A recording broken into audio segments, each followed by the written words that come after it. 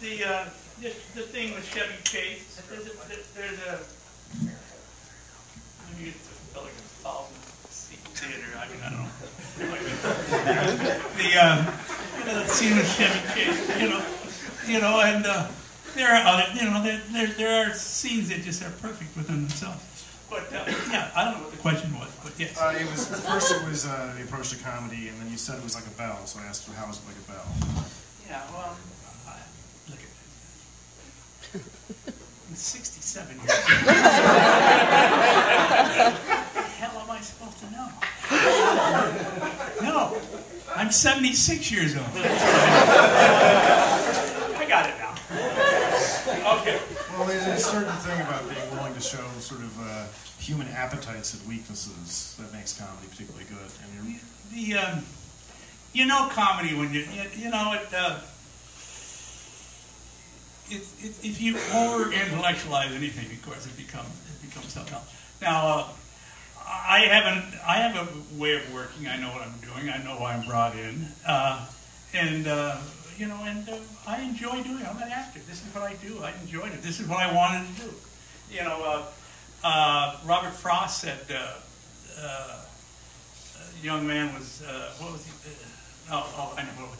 Robert Frost said, don't tell me what you do.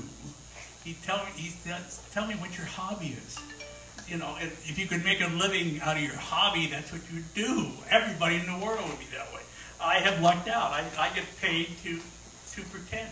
You make your vocation your vacation, or your vacation your vocation. Yeah. The thing is, what the heck? I go back to my hometown of Vermont. I spend all my summers back there. They haven't a clue what I do. I go out to the golf course and I say, "What are you playing?" They say, "We're playing nickel hole down on birdies." And I said, "We were doing that 40 years ago." And they said, "Don't give us that tab 100 shit. You want to gamble or don't you want to gamble?"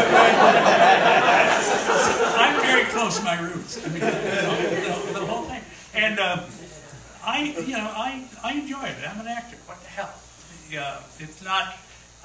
There are the Ron Liebmans or the Dustins or the people that seem to have a lot of trouble with it. I'm not one of them.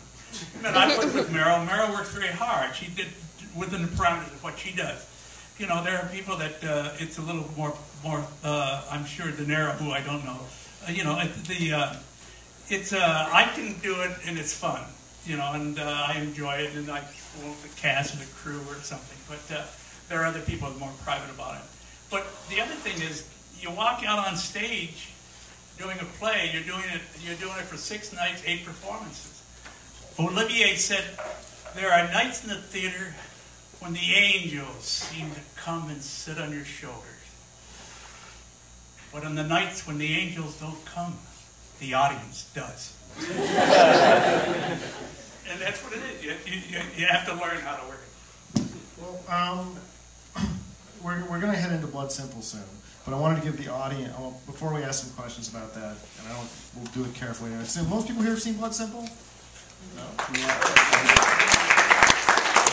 I got a copy. I'll rent you for $2. Let's talk a little bit about that, and I'm going to open it up to the audience and take a break.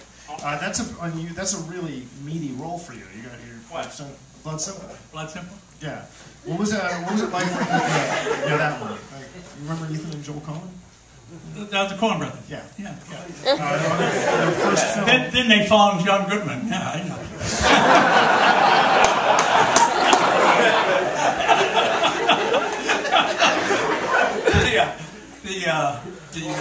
What was it like working with them on their first film? Did you have a sense of?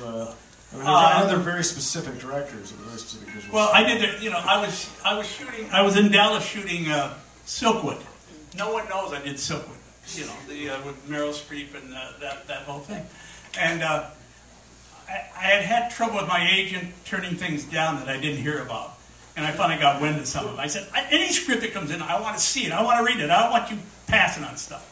So they sent me the script down, wherever I was. I was in LA and then in Dallas. And it was for Blood Simple. And the whole thing, the whole thing takes place at night practically. It's very hard to shoot at night because there's no depth. The cinematography, to make it look interesting, exciting. It's very, very difficult. And there's this script, and the character's kind of a Sidney Greenstreet, you know, the Panama hat and the whole thing. And I said, gee, this is kind of an interesting character. And I said, I wonder what they're up to. So I said, check them out, find out what's going on. And they came back, the agent came back and said, they haven't got any money, they really want you. You'd be down in Austin, which is, you know, you're up in Dallas, you took 120 miles back and forth. And what they'll do is they'll give you 1% of the profits. And I said, I'm a college graduate. You know, X times 0 is profit. And I said, they got to do better. And she came back the next day. She said, they thought it out. They'll give you 2% of the gross. And I said, man, you went from profit to gross in one day. I went, wow, that was amazing. It's still going to be 0. So anyway, we come up with a deal. The worst part of it was I got like $1,500 a week expense money. And they gave me an apartment down there in Austin. I'd go back and forth with Dallas doing Silkwood. And they gave me the first day I'm down there. And they gave me a check for $1,500. I said, I don't want your check. I said, I don't know who you guys are. They gave me 15 $100 bills. You know, I put it in my pocket.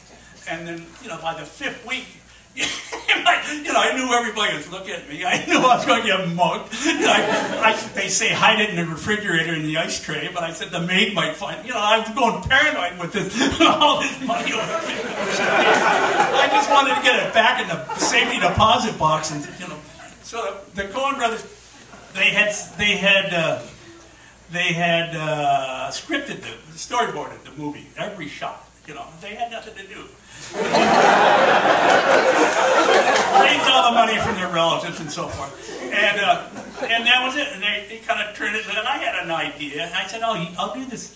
I'll flesh this guy out, and then 15 years down the line, I'll do it in a really important movie. I have an idea how to handle him. You know, So it got to one point.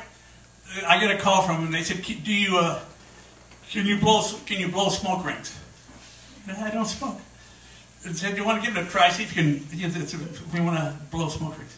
And I said, oh, okay, I'll give it a shot. So I worked on it. It just got sick, you know, the whole thing. And I said, no, I can't do it. They said, don't worry about it. We got a machine. We invented a machine. This is what the Coen brothers did. They reinvented the wheel every time. They didn't have any luxuries from any studio. Rain in the windshield. They figured a way how to do it. You know, whatever it was. So they said, we got this billows that'll do it. So we're shooting the scene. I blow smoke rings on Danny Hydea's face, and they got the thing right beside it. You know, we're talking. But it breaks. It doesn't hold together. There's not a moisture content or something. And you know, we're trying to get it won't work. And they're suffering because they want this shot. They think it's really important that, you know, I'm dumping on poor Danny.